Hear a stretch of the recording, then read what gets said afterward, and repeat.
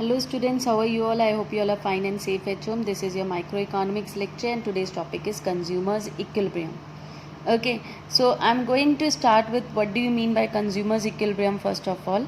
Consumer, as I have told you in my previous video, that who is a consumer is a person, is an individual who consumes a commodity for the satisfaction of his or her want. Yes, now equilibrium भी मैंने बताया था कहीं ना कहीं आप लोगों को प्रीवियस वीडियो में, that it is related to the satisfaction. जहाँ पर कंज्यूमर को मैक्सिमम सेटिस्फैक्शन मिलेगा, that situation will be known as consumer equilibrium. So basically consumers equilibrium क्या है? It refers to a situation under which a consumer spends his income on a particular commodity or combination of commodities in such a way that gives him maximum satisfaction. It means कि वो situation है जहाँ पर consumer अपनी income को इस तरह से स्पेंड करता है कि उसे मैक्सिमम सेटिस्फेक्शन मिले या मैक्सिमम यूटिलिटी मिले. किस पर स्पेंड करता है? On the purchase of a particular commodity. या तो वो एक कमोडिटी खरीदेगा या कॉम्बिनेशन ऑफ कमोडिटीज़, या फिर combination means here in this case two commodities purchase करेगा. ठीक है, तो जिस सिचुएशन में अगर कंज्यूमर अपनी लिमिटेड इनकम को स्पेंड करते हुए किसी भी कमोडिटी या कॉम्बिनेशन ऑफ कमोडिटीज़ पर स्पेंड करते हुए जहाँ पर उसे मैक्सिमम सेटिस्फेक्शन और मैक्सिमम यूटिलिटी मिलेगी, that situation will be known as consumer equilibrium.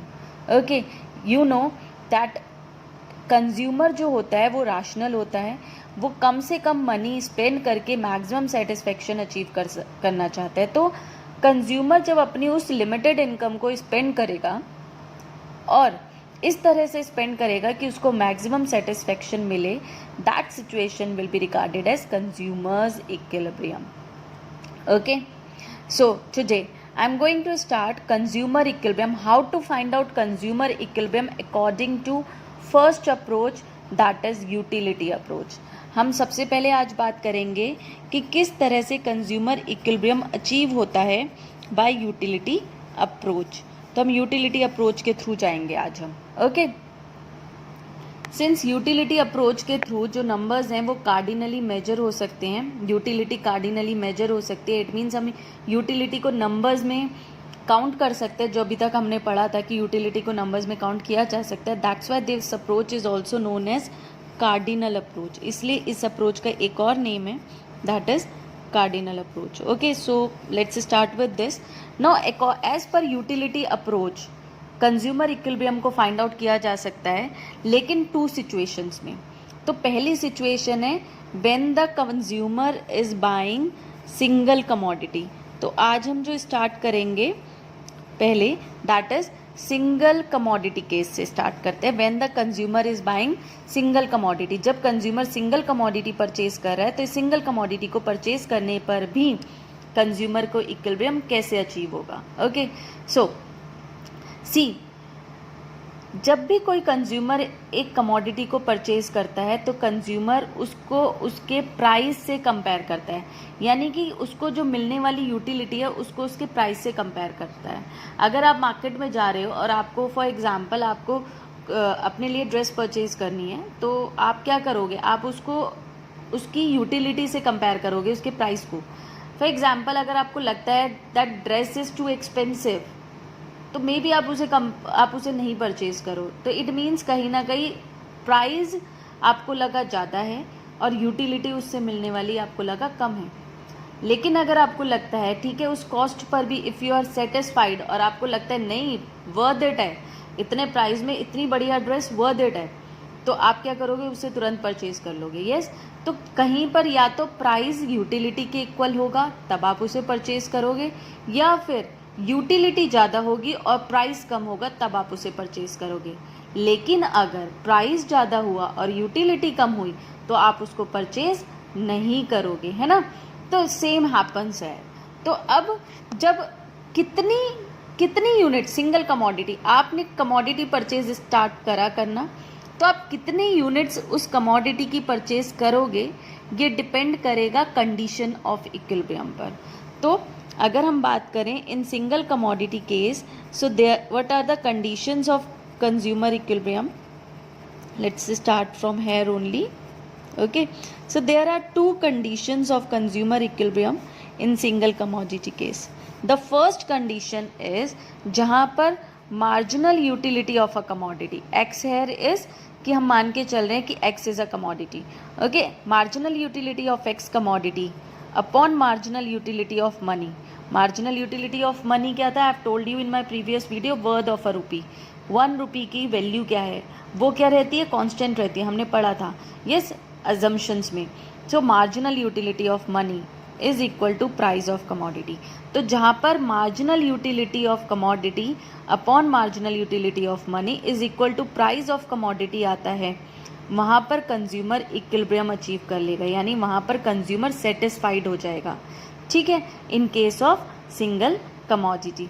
Second condition क्या है? That law of diminishing marginal utility must hold good. It means इस कंडीशन में law of diminishing marginal utility follow होना चाहिए. Must hold good का मतलब क्या है कि law of diminishing marginal utility follow होना चाहिए. फॉलो होना चाहिए मीन्स कि जैसे जैसे कंजम्पशन हो वैसे वैसे मार्जिनल यूटिलिटी डिमिनिश हो, तो ये फॉलो होना चाहिए. Okay, so these are the two condition. जहाँ पर जिस सिचुएशन पर ये दोनों कंडीशंस फुलफिल होंगी उस सिचुएशन पर consumer will be in equilibrium, consumer will achieve equilibrium. Let's start with a table. Show करते हैं आपको. I am drawing this table for you. Okay, so I have assumed कि these are the units of ice cream. जैसे जैसे ice cream की unit consume होते जा रही हैं वैसे वैसे मार्जिनल यूटिलिटी डिमिनिश होती जा रही है. तो हमारा सेकंड कंडीशन तो सेटिस्फाई हो गई, that marginal utility is diminishing. Law of diminishing marginal utility यहाँ पर अप्लाई हो रहा है, तो दिस कंडीशन इज सेटिस्फाइड. अब हमने ये कंडीशन कहाँ पर सेटिस्फाई हो रही है फाइंड आउट करनी है. तो आई have assumed marginal utility of money, मैंने अज्यूम करा है that is ₹4. Price of each commodity is ₹20. ठीक है, ये मैंने अज्यूम करा है. This is also an assumptions है ये भी, तो इट डिपेंड्स ऑन यू आप अज्यूम क्या करो. लेकिन आप अज्यूम इस तरह से करना है आपने कि आपकी कंडीशन सेटिस्फाई होनी चाहिए. इट डिपेंड्स ऑन यू कि आप कैसे अज्यूम करते हो. Okay, so marginal utility of money remains constant, ये हमने बोला था, तो ये हर यूनिट पर जो है सेम रहेगा. आई एम राइटिंग है. Similarly price of each commodity, चाहे कोई एक कमोडिटी ले, 2 ले, 3 ले, 4 ले, 5 ले, लेकिन ₹20 पर यूनिट के हिसाब से ही आइसक्रीम के प्राइस रहेंगे. Okay, this will also remain constant. Now हमने फाइंड आउट करना है कंडीशन जहाँ पर MUX upon MUM is equals to PX है. तो नेक्स्ट मेरा जो कॉलम है that is MUX upon MUM. I am going to draw MUX, this is MUX, okay, upon MUM. So I'm going to draw it. So 120 upon 4 if you'll do, you'll get 30. 100 upon 4 you'll get 25. 80 upon 4 you'll get 20. 60 upon 4 you'll get 15. 40 upon 4 you'll get 10. 20 upon 4 you'll get 5. Okay, so the condition, first condition, look here ध्यान से, MUX upon MUM is equal to PX. जहाँ पर MUX upon MUM is equal to PX है वहाँ पर consumer will achieve equilibrium. तो कौन सी unit आई है हमारी? Third unit. यानी जब कंज्यूमर ने फर्स्ट यूनिट कंज्यूम करी उसकी यूटिलिटी ज़्यादा थी, प्राइस अभी कम थे. फिर उसने सेकंड करी तब भी यूटिलिटी ज़्यादा थी, प्राइस कम थे, उसने कंज्यूम करी. थर्ड यूनिट जब कंज्यूम करी तब प्राइस और यूटिलिटी इक्वल पहुंच गए. यहाँ पर आकर उसको अपनी मनी की वैल्यू इक्वलाइज हो गई. अब इससे ज़्यादा अगर वो कंज्यूम करता है तो वो यूटिलिटी कम होनी स्टार्ट हो जाएगी. यानी जहाँ पर MUX upon MUM is equal to price आया वहाँ पर कंज्यूमर विल अचीव इक्विलिब्रियम. इस कंडीशन पर थर्ड यूनिट पर कंज्यूमर को मैक्सिमम सेटिस्फेक्शन मिल रहा है. कहाँ पर मैक्सिमम सेटिस्फेक्शन मिल रहा है? थर्ड यूनिट पर. So I will write here at third unit consumer will achieve equilibrium. और इक्विलिब्रियम को हम क्या बोलते हैं? That is maximum satisfaction. क्यों यहाँ पर इक्विलिब्रियम अचीव हुआ? विल अचीव इक्विलिब्रियम बिकॉज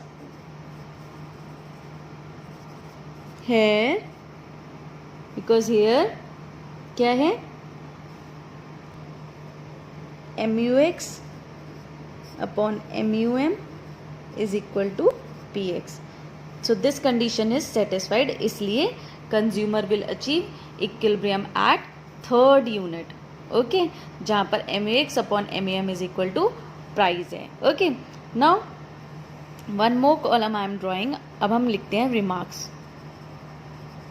तो यहाँ पर अगर हम देखें तो क्या आया हमारे पास कि MUX upon MUM is equal to PX, यह आया। इन दोनों पर अगर हम देखें तो क्या है, MUX अपॉन MUM ज़्यादा है, PX कम है, यानी क्या हो रहा है यहाँ पर MUX upon MUM is greater than PX। अब यहाँ पर क्या हो रहा है, इफ़ यू लुक है then MUX upon MUM is less than PX. So this is happening, yes.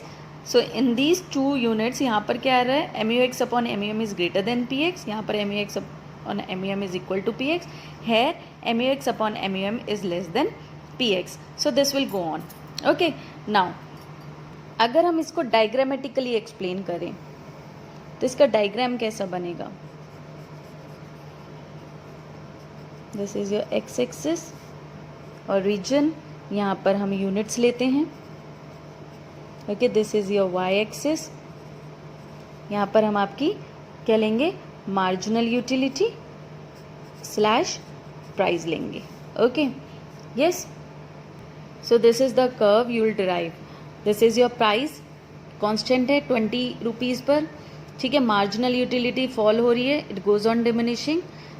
जहाँ पर ये दोनों इंटरसेक्ट हुए MUX is equal to PX और MUX upon MUM is equal to PX, वहाँ पर इक्विलिब्रियम विल बी अचीव्ड। तो at point E equilibrium will be achieved. और अगर हम इसे ज्वाइन करें तो एट थर्ड यूनिट पर ही हमारा आ रहा था equilibrium, so at third unit equilibrium will be achieved. तो डायग्रामेटिक एक्सप्लेनेशन के अकॉर्डिंग क्या आंसर आया आपका, that at point E consumer will achieve equilibrium. Okay, so this you will get. Okay, diagrammatic explanation आ गया ये आप लोगों का। This is your diagrammatic.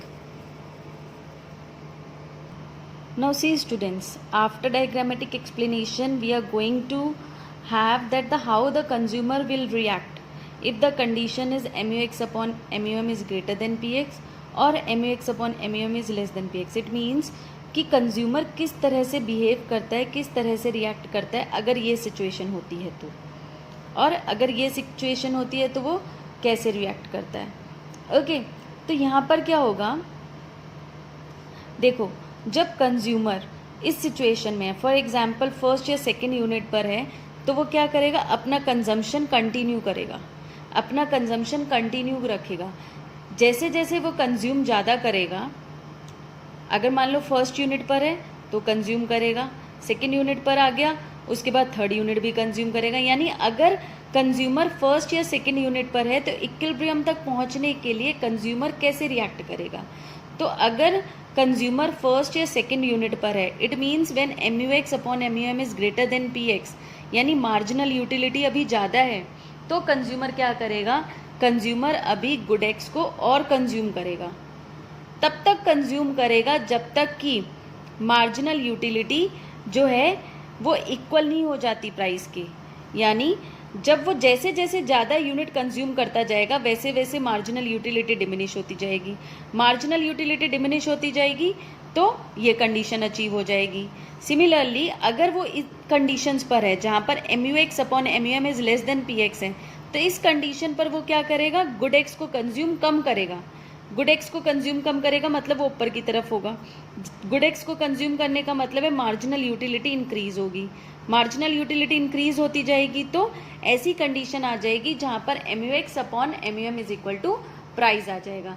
तो जहाँ पर ग्रेटर है वहाँ पर गुड एक्स ज़्यादा कंज्यूम होगा। गुड एक्स ज़्यादा कंज्यूम होने का मतलब है मार्जिनल यूटिलिटी कम होगी और कंडीशन आ जाएगी जहाँ पर इक्विलिब्रियम अचीव हो जाएगा। अगर कहीं इस सिचुएशन पर है जहाँ पर MUX is less than PX है, तब क्या होगा, consumption will be less consumption होगा।